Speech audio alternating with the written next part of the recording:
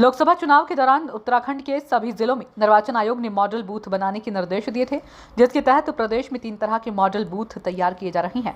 पूरे प्रदेश में महिला कार्मिकों द्वारा संचालित 85 बूथ बनाए गए हैं। 44 बूथ युवाओं द्वारा संचालित किए जाएंगे। 70 बूथ ऐसे होंगे जो दिव्यांग कर्मियों के द्वारा संचालित किए जाएंगे।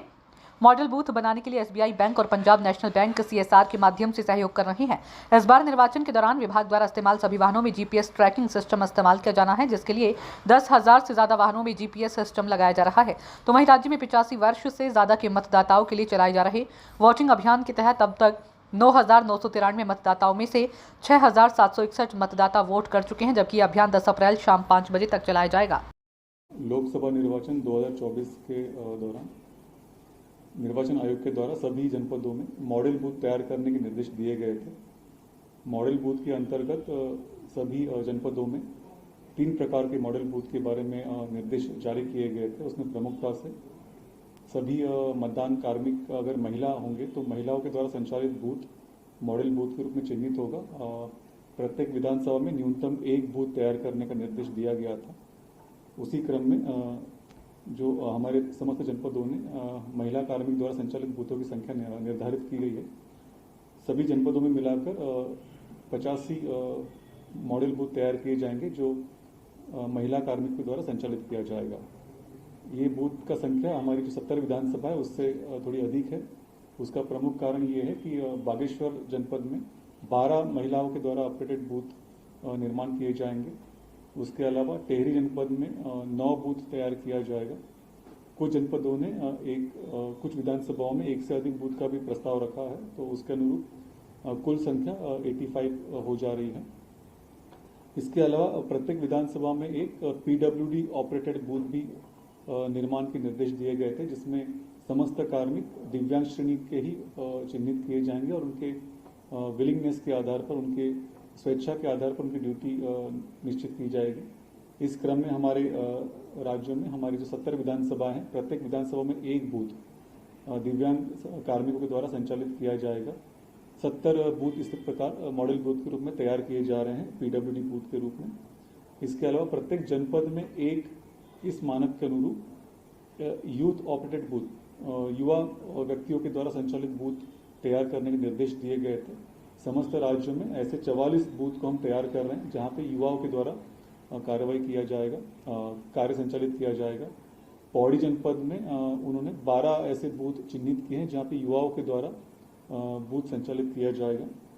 हमारे जितने भी मॉडल बूथ बन रहे हैं, इसमें हम लोगों ने सीएसआर के अंतर्गत भी कुछ कार्रवाइयों के लिए रिक्वेस्ट किया था। तो हमारे अनुरोध का सम्मान करते हुए स्टेट बैंक ऑफ इंडिया ने प्रत्येक जनपद में 1 बूथ मॉडल बूथ के रूप में तैयार करने का उन्होंने अनुरोध को स्वीकार किया था। इस प्रकार समस्त जनपदों में उन्होंने 13 बूथों का कार्य को स्वीकार किया है। साथ में पंजाब नेशनल बैंक ने भी सीएसआर मद के अंतर्गत प्रत्येक जनपद में एक इस प्रकार 13 मॉडल बूथ जो कि पीडब्ल्यूडी द्वारा संचालित किए जाएंगे, दिव्यांग व्यक्तियों द्वारा संचालित किए जाएंगे, ऐसे कार्य करने का स्वीकार किया है। सभी जनपदों में जो मॉडल बूथ का निर्माण कार्य है उसका संचालन करने के लिए हम लोगों ने मुख्य विकास अधिकारी प्रत्येक जनपद में जो तैनात हैं उनको नोडल अधिकारी नामित किया हुआ है। इसके अलावा जो अन्य एक महत्वपूर्ण बिंदु है, निर्वाचन प्रक्रिया के दौरान सभी वाहनों में जीपीएस ट्रैकिंग की व्यवस्था करना अनिवार्य होता है। हमारे राज्य में हमारे जो जितने भी वाहन प्रयुक्त होने वाले हैं उसमें 10,091 वाहन जो प्रयोग होने वाले हैं, सभी वाहनों में जीपीएस लगाने का कार्य अभी गतिमान है। अभी तक का जो विवरण मुझे प्राप्त हुआ है, इन वाहनों में 2,500 वाहनों में जीपीएस का डिवाइसेस लगाया जा चुका है। जीपीएस के डिवाइस लगाने से जितने भी हमारे निर्वाचन ड्यूटी में तैनात दल होते हैं, इनका जो दैनिक कार्य का विवरण होता है उसको ट्रैक कर सकते हैं। इसके अलावा जितने भी स्थानों पर मतदान के दिवस पर ईवीएम का मूवमेंट होता है, यातायात होती है, उसको भी इसके माध्यम से उसका मॉनिटरिंग करने का व्यवस्था भी इसी जीपीएस डिवाइस के माध्यम से हो सकती है। ये कार्य प्रगति पर है और मुझे इसमें ये आश्वस्त किया गया है कि मतदान के दिवस से 3 दिन पूर्व ये कार्य संपन्न करा लिया जाएगा।